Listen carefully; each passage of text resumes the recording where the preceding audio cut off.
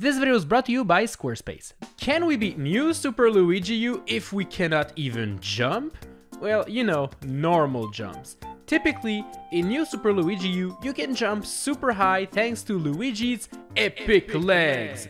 But by doing spin jumps only, we kind of cancel this ability a bit. Will it still be possible to clear the game? Let's find out. World 1-1 allowed me to get used to my new moves, and I have to say that the spin jump in this game is far superior to new Super Mario Bros. U. I managed to get a Super Acorn by defeating one of those enemies, and then I realized that the flying squirrel spin jump is no joke. Look how high it brings you! This will definitely be quite helpful. 1-2 featured a scary jump with moving blocks, but by planning ahead, all is good. 1-Tower showed me the real problem I'm going to be having through the run. When spin jumping, it seems like the camera doesn't catch up instantly, meaning you're often jumping with no way of knowing what's above or under you. This led me to getting damaged a couple times, but I still managed to get to the top, beat up the mad lad, and made my way to the next stage. 1-3 was super simple, and 1-4 wasn't too bad either, although these jumps with the plants above you are a bit scary looking. 1-5 gave me a fire flower, which was helpful to defeat some enemies, and 1-castle was easy as long as I made sure to time my jumps right. World 2-1 was pretty easy. 2-2 was a bit scarier as it featured a bunch of growls that can ruin your day quite fast.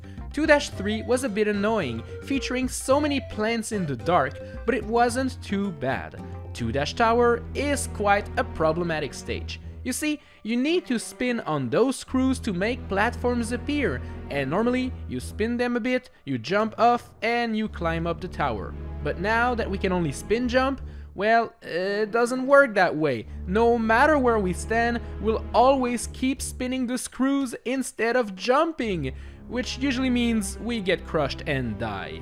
Ouch.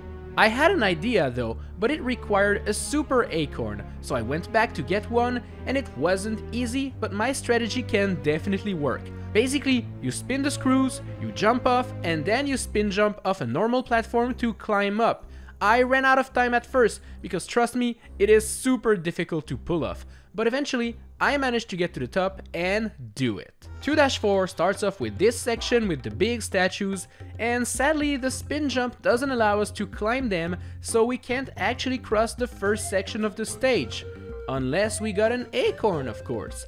2-5 wasn't too difficult, but watch out for the scary spike enemies attacking you though. 2-6 was very difficult because of those rotating platforms. Spin jumping isn't super efficient to get through them, and then there's this part with Lakitu throwing out stuff at you, and man, it was annoying. The real problem is that you have to make sure that you have a power-up once you get to this part, because there's a big plant and you have to damage boost through it. So if you're small Luigi, well, it's GG. 2-castle is simple.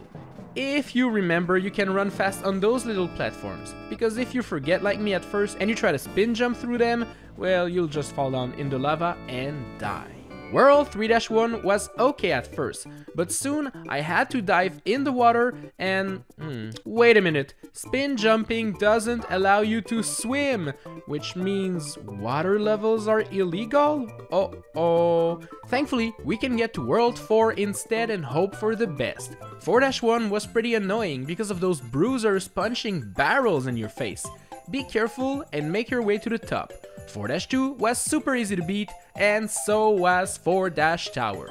4-3 did feature a couple difficult parts, but it wasn't too bad. 4-4 was super easy and gave me a free P acorn, so that's pretty nice. And 4-5 gives us a penguin suit, so you know, if I ever need one of those suits, I'll know where to go.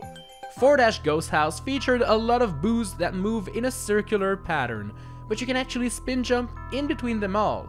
4-Castle is going to be very difficult, especially if you lose your acorn, as there's a spin jump we need to do over there. Oopsie. I tried many times, but it is insanely difficult. Eventually, you'll reach the boss, and even that part is also difficult. Spin jumping on Wendy makes you bounce quite high, and if you touch the icicles up top, you're gonna take damage. so you actually have to make sure to land in between them. Dang, this level was a pain in my butt. World 5-Airship will prove to be a bit of an issue. Like, the first part is all good, but then you'll get underwater, and as we all know, this is a bit of a pickle in this quest. There's just no way to fight Junior, so we just get hit and die. Unless we have the penguin suit. You see, if you have a penguin suit, you can just hit the D-pad in all directions to swim. No need to jump. That will allow us to swim around Junior and defeat him and move on to the next stage. I was afraid of not being able to spin jump out of those vines in 5-1, but you actually can, making this level super simple. 5-2 was kinda tricky, as these jumps on the blocks are a bit difficult to time using a spin jump. Thankfully, I was lucky and made it to the end alive. 5-3 was pretty simple, and stomping bramballs is always super satisfying. 5-Tower was actually very short and pretty simple too. 5-Ghost House features tons of annoying boos, but it's not too bad either. 5-4 was kinda simple, but 5-5 was an underwater level, which is cringe. Doesn't matter though, as these two levels were on a split path, so we can just move on to the next stage.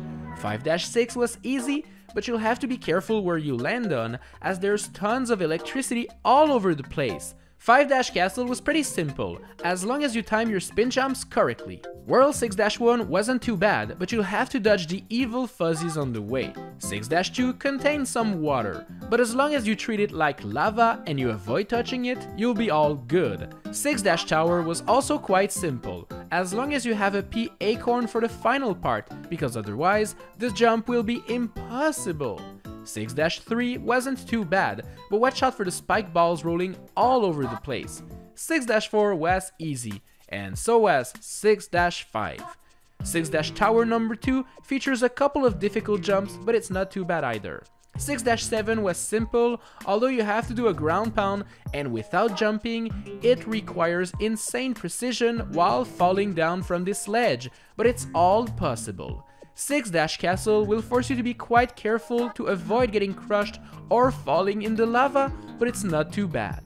World 7-1 was okay, but sometimes you actually have to wait for a while before the right fuzzy turns into an ice block that you get to stand on. Be patient, you'll get it. Bounce on all of the wigglers in 7-2 until you get to the end of the stage. 7-3 was super easy, and 7-Tower wasn't particularly difficult.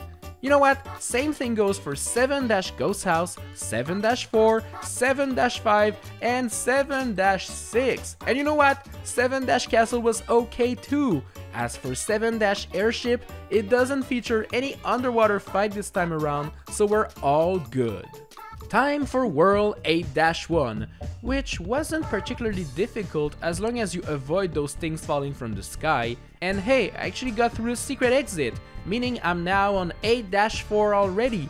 And this one was a bit difficult because you have to time your jumps and everything, but it's still okay.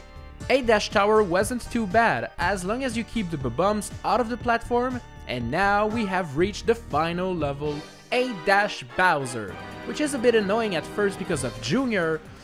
What are you doing? Anyways, the boss is as easy as ever, and soon the princess will be saved and the quest will be done.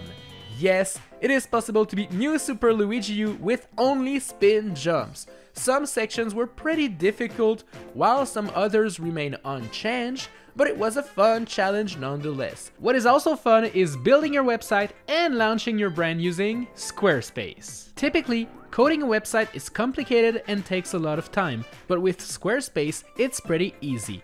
Basically, you choose one of their templates and then you add your own content until you have created a masterpiece. Ah, look at my website. Isn't it pretty? I built it on my own, added some images here and there, and even added a section where you can register for my official Team BBQ newsletter. You can even get a sneak peek of upcoming videos on the website if you actually sign up for it. Adding my social media links was quite simple using the extension Squarespace provides, and I can even check out my analytics to see how my website is actually performing. Try it out for yourself by going to squarespace.com/Nicobbq and get 10% off your first purchase of a website or domain. Anyways, thanks for watching, I hope you enjoyed it, and if you want more videos, tap the cards on screen right now. Alright, bye bye!